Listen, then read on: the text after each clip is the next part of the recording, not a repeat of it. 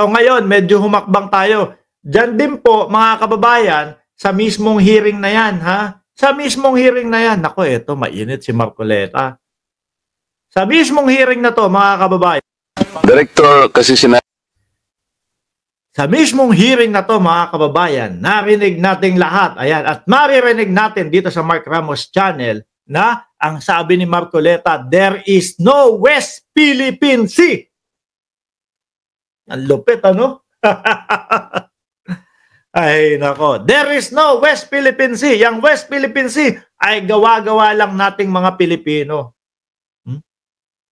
Nakakapag-init ng ulo, mga kababayan. Ano po? Naniniwala si Marcoleta? Sa pagkakaintindi ko ho, mga kababayan, naniniwala si Marcoleta sa 9-dash line? Kasi yun yung ipinanlalaban ng China, mga bossing. Yun ang ipinanlalaban ng China sa lahat ng umaangkin doon sa lugar na yun. Biruin mo naman, China nandito, yung 9-dash line nila, ang haba na. Yun daw ay kanila, mga kababayan. No, yun yung ipinambabato sa atin. Yun yung ipinanlalaban. So, naniniwala si Marcoleta doon. Base po sa aking pag-aanalisa sa kanyang sinasabi na there is no West Philippine Sea. Di ba? Pakinggan natin, ha? Congressman Marcoleta, Director, kasi sinabi mo kanina, we must empower our people. Tama naman yun. We have to enlighten our people because if our people are able to distinguish what is fake and what is true. Yes, correct. Tama ho, mga kababayan. Sila lang, they can always repel. Oh. Maski na konting Kaya alam natin yung mga fake news eh. Alam natin na mga walang katotohanan yung mga pinagbabalita ng mga vlogger na puro naninira lang po kay Pangulong Bongbong Marcos. Pulong lang eh. Halimbawa kanina sabi ni Chair Dan, ang problema natin is the West Philippine Sea, sabi natin, ano. But sinong agency ng government ang nag-empower sa ating mga kababayan para malaman nilang complications ng West Philippine Sea? Isipin po natin, sir, there is nothing as West Philippine Sea. Ay, biruin niyo po yan, mga kababayan. Mula po sa isang senador na tumatakbo, mga kababayan, no? There is nothing as West Philippine Sea. Mga boss. Ano ba to? Marcoleta, tanong lang to, ha? Naglo-lawyer ka ba sa China? Oh.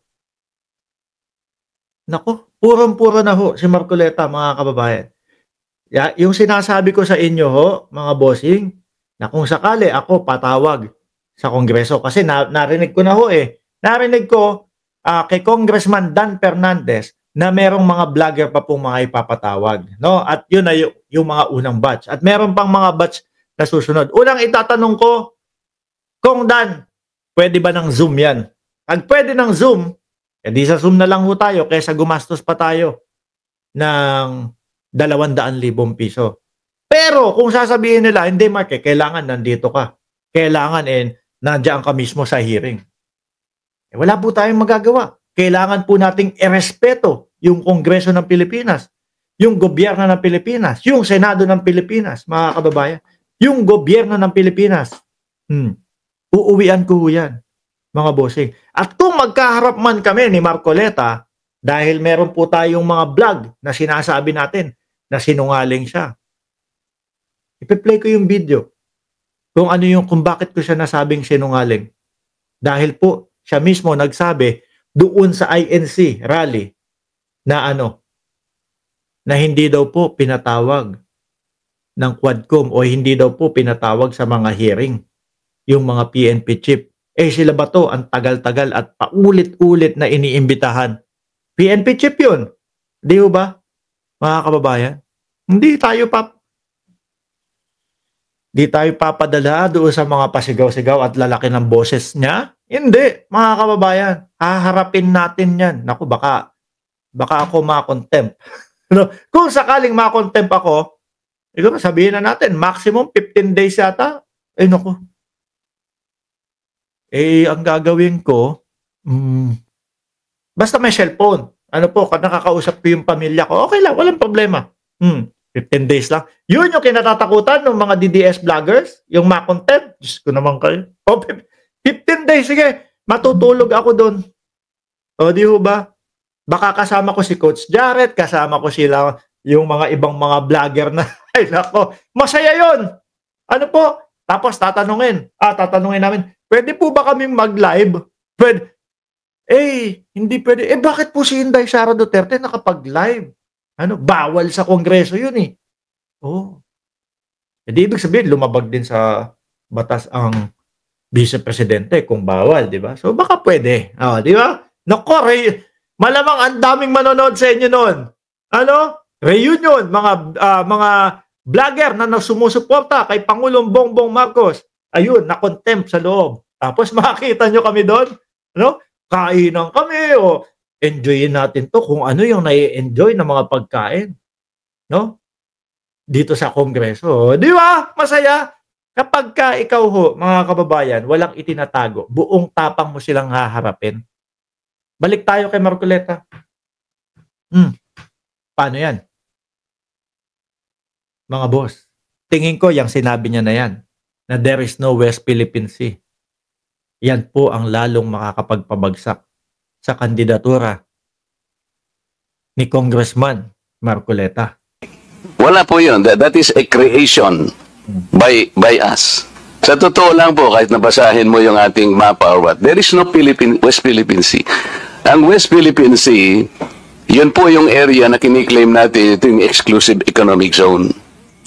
The complications of the West Philippine Sea has not been explained to our people. Kaya po, So talagang naniniwala siya doon sa 9-dash line, ano po? Kasi yun niya, kiniklaim ng China sa pamamagitan ng 9-dash line, yung lugar na naging vulnerable tayong lahat eh. Ang sinasabi nila, inoccupy daw ng China ang ating territory. Sir, sa totoo lang po, if CICC and other agencies would cooperate with one another to empower our people, to educate them all, wala pong madideceive kahit ano pang gawin ng China. Kasi alam po na we are all claimants dito po sa panig ng South China Sea. Several of us, Philippines, China, Vietnam, hindi po natin alam ang Vietnam has the most features occupied in the South China Sea. They had 22. Tigil ko na po yan, mga kababayan. Baka madami pang maniwala kay Marcoleta. Ano po sabi? Nung isa po sa manananggol o nagtatanggol sa West Philippine Sea na si Jay Tariela, I stand by the statement of President Bongbong Marcos when he said, ang West Philippine Sea ay hindi katang-isip natin lamang, no? Ito ay atin. So plak din sila Bato de la Rosa dyan kay Marcoleta. Kasi di ba nung nagpasikat sila Bato de la Rosa, pumunta ng PBA. Kung hindi ako nagkakamali doon sa mga personalidad na nandoon sa PBA, atin ang West Philippine Sea. So plak sila Bato dyan. Di ba? Ano yun?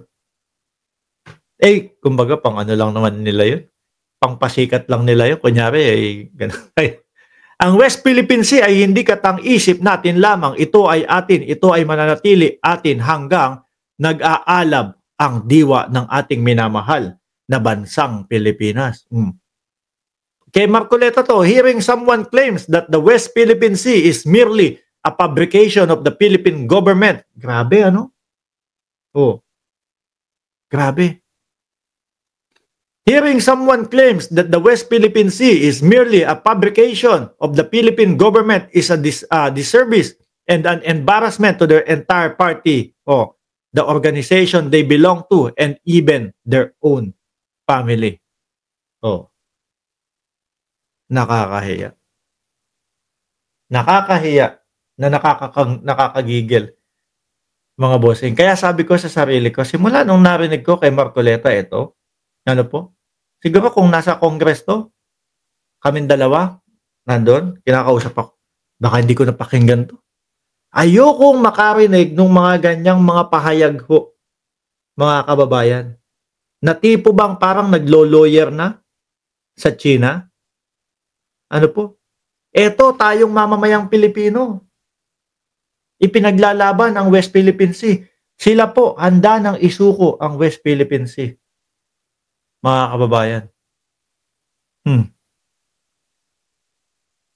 Tapos aasa na iboboto ng taong bayan. Tapos aasa, magagalit kapag ka nasa number 36 o 37 o 38 yung kanyang pangalan sa mga survey. Tanggapin ang katotohanan. Ano po?